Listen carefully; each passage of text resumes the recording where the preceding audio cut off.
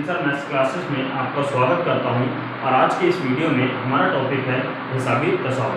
मैं आपको बता दूं कि हिसाबी तसाउर के इस टॉपिक पर हमने बहुत सारे छोटे छोटे वीडियोस बनाए हैं और उसी सीरीज़ का ये आज का वीडियो भी जो है उसी सीरीज़ का एक हिस्सा है, जिसमें हम ये सीखेंगे कि हिसाबी तसाउर का n वां रुकन किस तरह से मालूम किया जाता है, इसका फॉर्मूला क्या है और उस फॉर्मूले में कौन कौन सी चीज़ें हैं और उस फॉर्मूले का इस्तेमाल करके हम किस तरह से किसी भी हिसाबी तसाउर का कोई रुकन आसानी से मालूम कर सकते हैं।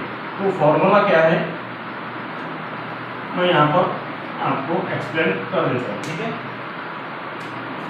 वो फॉर्मूला है Tn is equal to a plus bracket में n-1 b।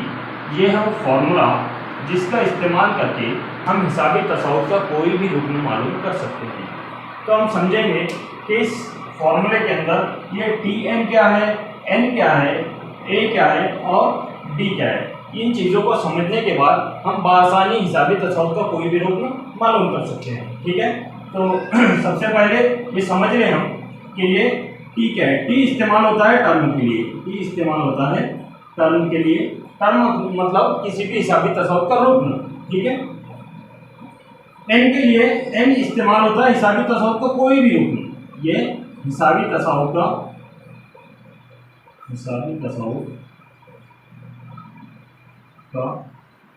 कोई रुकन हो सकता है,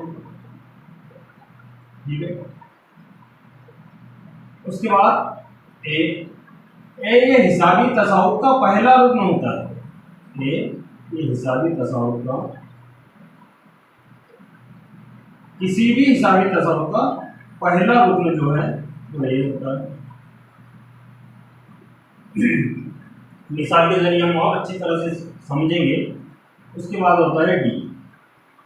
ये डी हिसाबी तसाउर के दो मुतवातिर अरकान के दरमियान का फर्क होता है। हिसाबी तसाउर के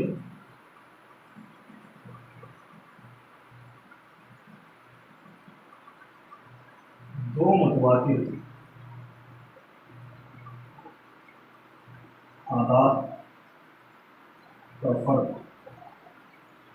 होता है डी, ठीक है। तो हम ये समझेंगे कि इस फॉर्मूले को का इस्तेमाल कैसे करें। अगर कोई हमें सवाल दिया जाए तो सवाल की कीमतों को किस तरह से फॉर्मूले के अंदर रखकर हम उस सवाल का जवाब तलाश करें।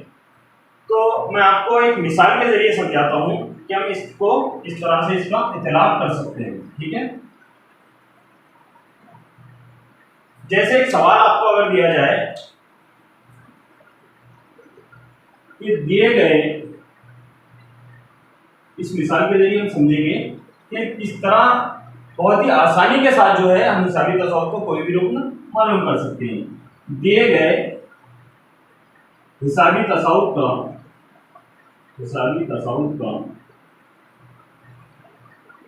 25वां रुकन मालूम कीजिए। 25वां रुकन मालूम कीजिए,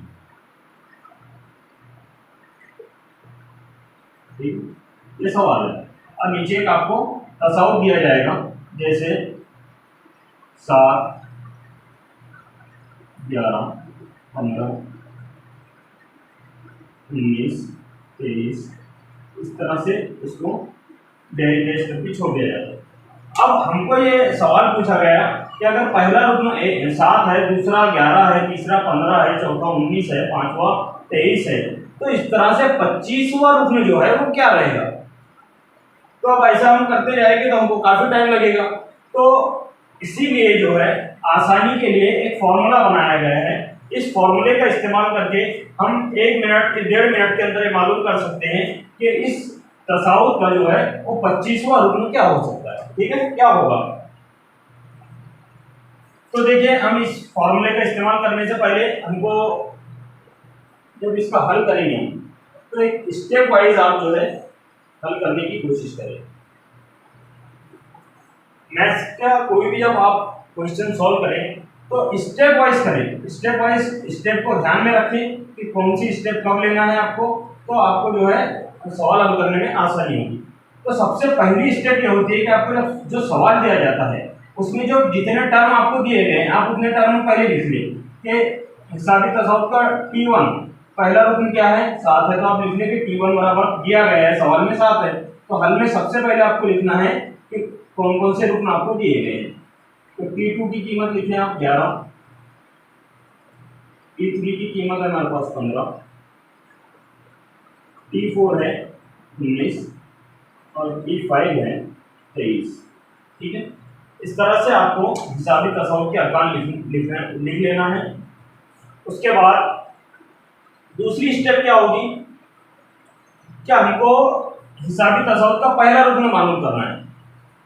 हिसाबी तसव्वुफ का कोई भी रुकन मालूम करने के लिए आपको ए और मुश्तरिक फर्क जो होता है डी, ये दो चीजें मालूम होना बहुत जरूरी है। तो इसमें से हम निकाल सकते हैं।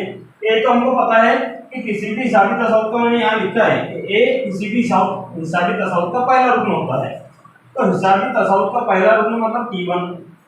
तो यहाँ आपको हल में ये लिखना पड़ेगा कि चूंकि T1 बराबर होता है ए के, T1 किसके बराबर होता है ए के,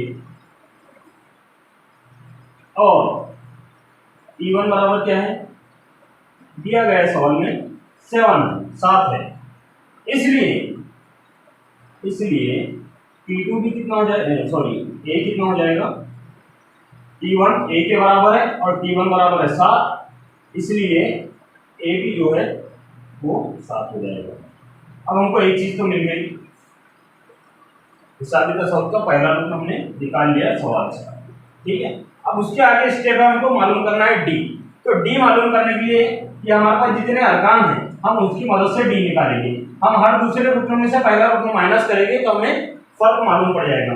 T2 माइनस T1 करेंगे तो हमें डी की कीमत, डी की वैल्यू मालूम पड़ेगी। तो हम डी मालूम करने के लिए लिखेंगे T2 माइनस T1 बराबर डी। ये स्टेप जो है इन्हीं स्टेप का इस्तेमाल करके आप हर सवाल हल कर सकते हैं। ठीक है, T2 माइनस T1, T2 कितना है 11 माइनस T1 कितना है 7 बराबर B। 11 माइनस 7 मतलब 11 में से 7 गए तो हमारे पास बचेंगे 4। ठीक है, ये मिल गई हमको B की वैल्यू। अब हमारे पास A की कीमत भी है और D की कीमत भी है। A और D की कीमत को हम इस फॉर्मूले में रखकर हिसाबी तसव्वुफ का 25वां रुकन मालूम करेंगे। ठीक है, देखिए किस तरह से फॉर्मूले में कीमतें रखी जाती हैं।